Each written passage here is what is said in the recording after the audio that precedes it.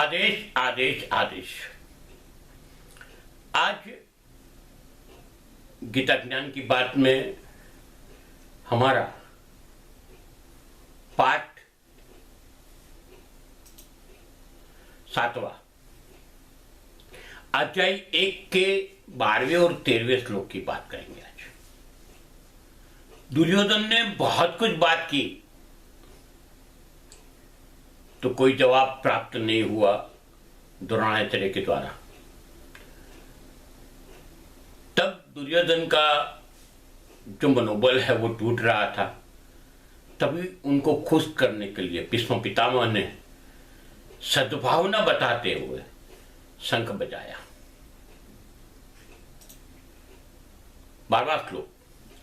तस्य सज्जन न्यहर्ष कुरु वृत्त पितामह सिंहानंद विनोदौ चे शंख नुमो प्रतापवान।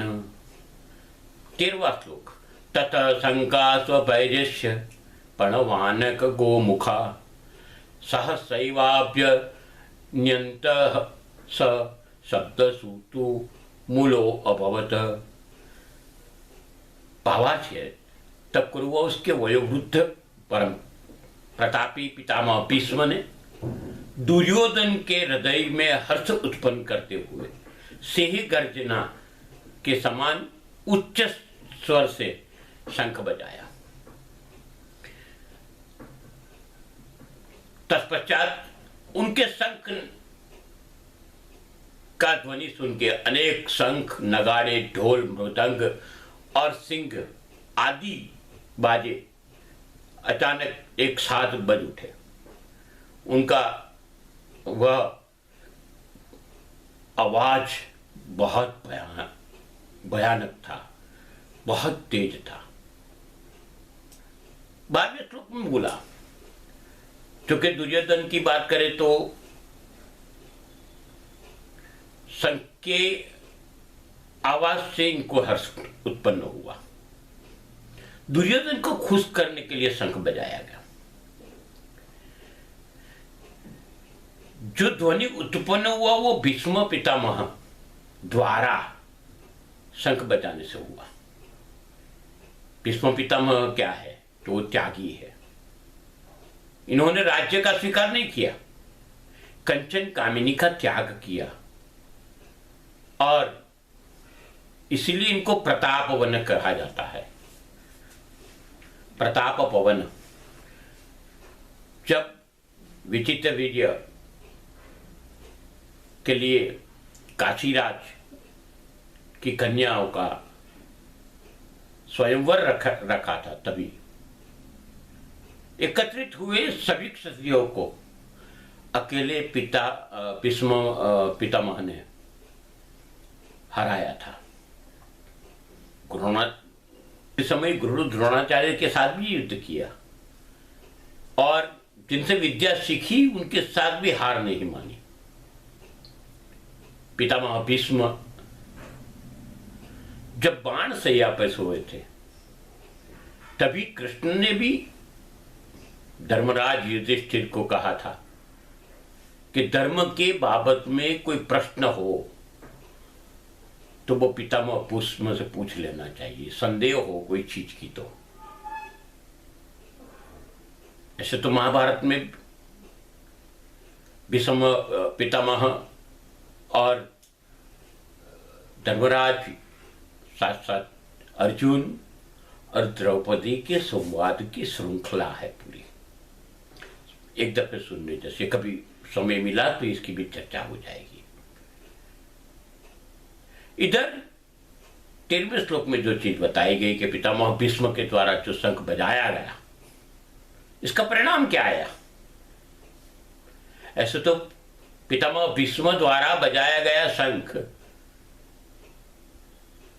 सिर्फ दुर्योधन को खुश करने के लिए था, नहीं कि युद्ध घोषित करने के लिए। तो भी कौरवों की सेना ऐसा समझ बैठी कि ये युद्ध घोषित करने के लिए शंख बजाया गया है और सब बाजिंद्र बजने लगे।